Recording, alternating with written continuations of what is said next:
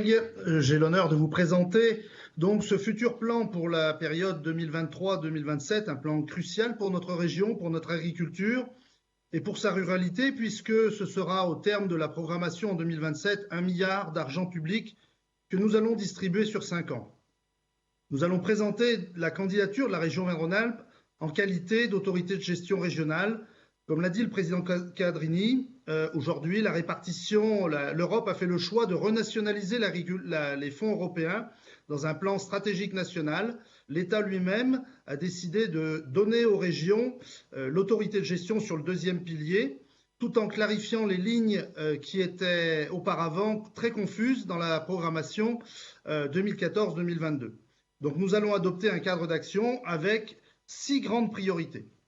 Vous le savez, Monsieur le Président, je suis musicien et comme un certain nombre de mes collègues ici au Conseil régional, mes professeurs avaient l'habitude de me dire qu'une belle musique était facile à entendre et agréable à entendre, même si parfois la partition était très complexe à interpréter. C'est ce que je vais essayer de vous faire avec les fonds européens en quelques minutes. D'abord, m'attarder quelques secondes sur la programmation 2014-2022 qui se termine avec un réel succès.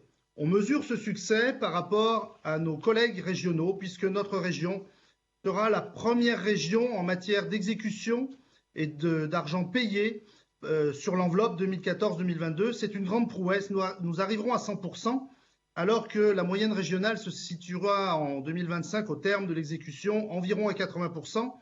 Et il faut rappeler que l'État, entre 2007 et 2014, n'avait réussi qu'à 70% de son exécution.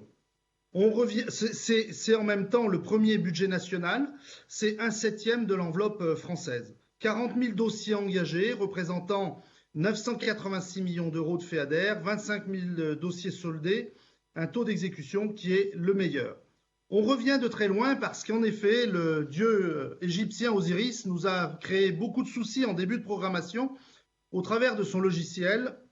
Et si vous n'aviez pas, Monsieur le Président, vous n'étiez pas intervenu pour donner des moyens au service de l'agriculture, notamment au travers d'un logiciel maison, et puis l'embauche de personnel, nous n'aurions pu rattraper le retard, mais nous l'avons fait et nous l'avons très bien fait. La preuve en est aujourd'hui.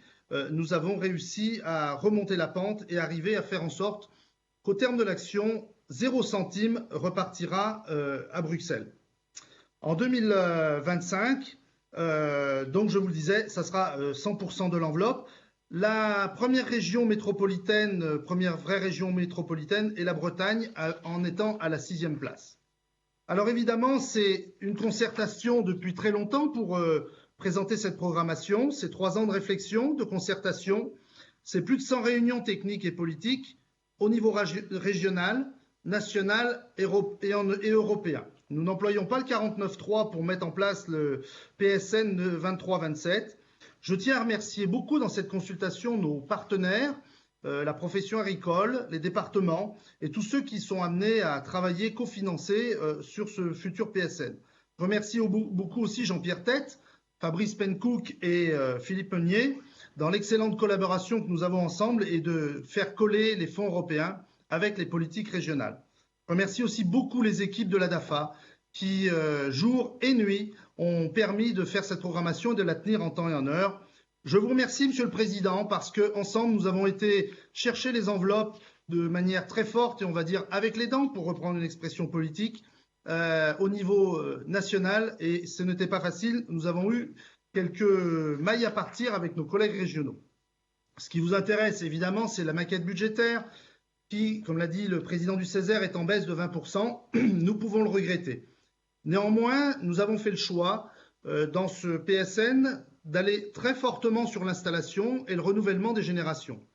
C'est pour cela que nous aurons la DJA la plus forte en France. La DJA est ce qui permet aux jeunes agriculteurs de partir avec une dot, avec une somme qui va, pendant quelques années, lui permettre de pouvoir travailler sans difficulté. Et cette DJA est déjà l'expérimentation de l'ancienne programmation où nous avions fait le choix d'une forte DJA. Et ça porte ses fruits. En 2015, dans notre région, nous avions 550 installations aidées. En 2021, nous sommes passés à 825 installations aidées.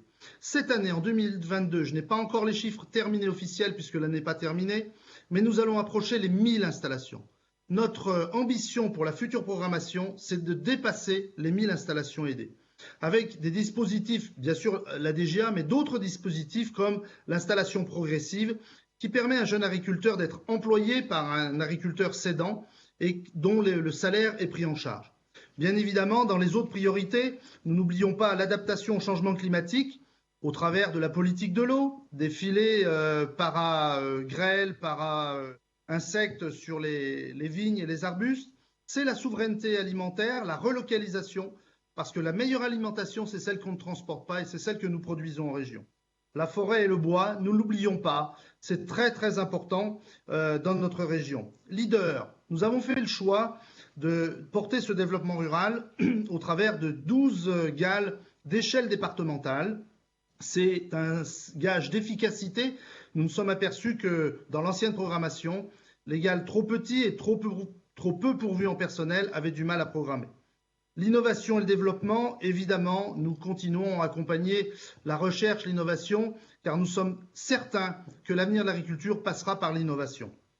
Effectivement, nous mettons en place une nouveauté qui sont les instruments financiers par des fonds de garantie d'emprunt aux agriculteurs, aux industries agroalimentaires, aux industries du bois.